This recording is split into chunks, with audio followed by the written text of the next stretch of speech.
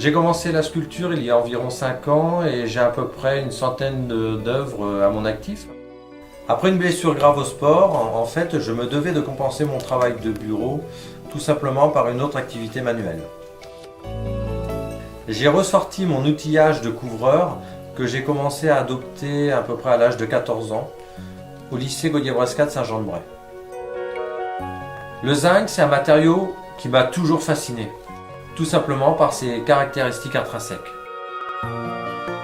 C'est en décorant mon jardin avec mes sculptures que des amis m'ont repéré. Et c'est ensuite également un journaliste lors de ma première exposition. Les réseaux sociaux ont contribué à me faire connaître. Par la suite, les expositions se sont enchaînées. Je réalise souvent des croquis, mais mes œuvres évoluent au cours de leur avancement. Créer, concevoir, dessiner, c'est avant tout un plaisir qui dure depuis mon enfance.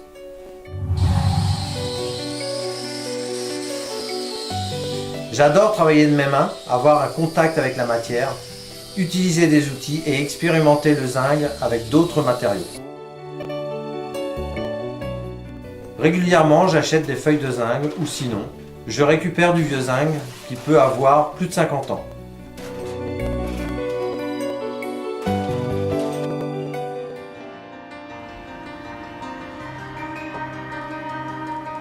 Le zinc ne rouille pas, il est parfait pour l'extérieur. Il se patine avec le temps et c'est un matériau vivant. Son aspect change avec les intempéries.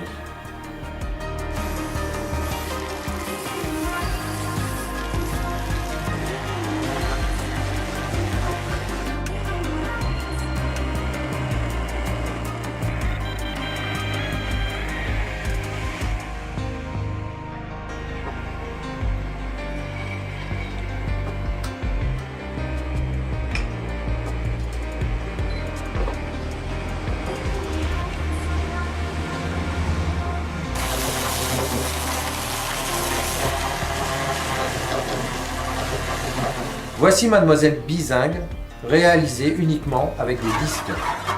En touchant son corps, des bruits sortent et les enfants adorent lors des expositions. Pour créer cette pomme, j'ai mis près de 6 mois, en travaillant quelques heures uniquement le soir. Ça représente plus de 40 kg d'étain pour la soudure.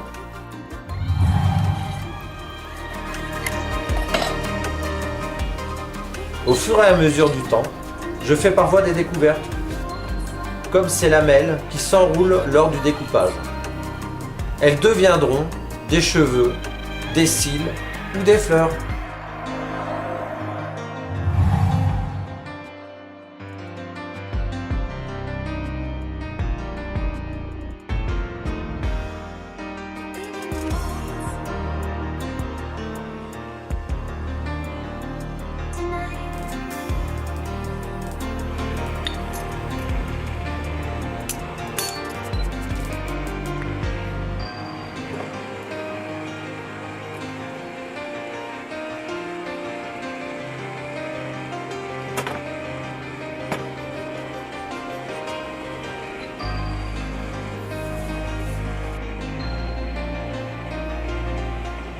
Cette souris a déjà voyagé en Argentine, en Chine, en Espagne, au Canada et même en Amérique.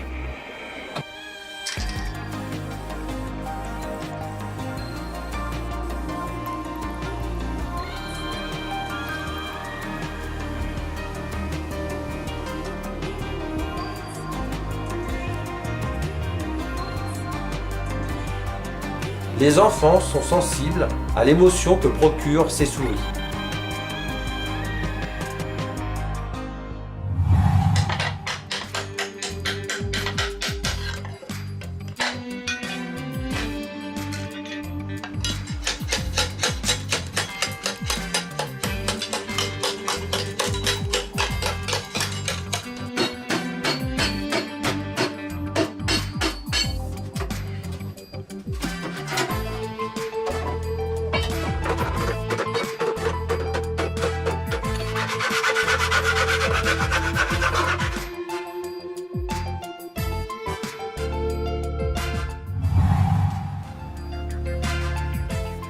J'adore mettre mes sculptures en scène, j'ai envie qu'elles vivent.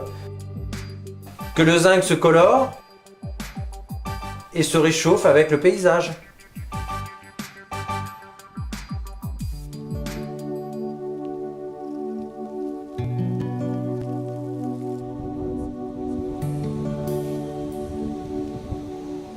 Je n'hésite pas à les installer dans des endroits imprévisibles avant de les vendre. Des amis photographes les immortalisent.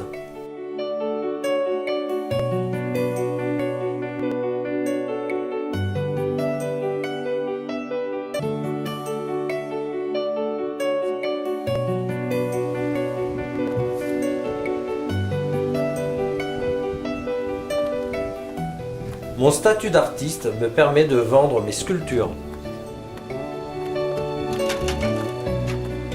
Par ailleurs, je n'hésite pas à faire des dons à des associations. Cette Mademoiselle Bizingue devient ma signature artistique.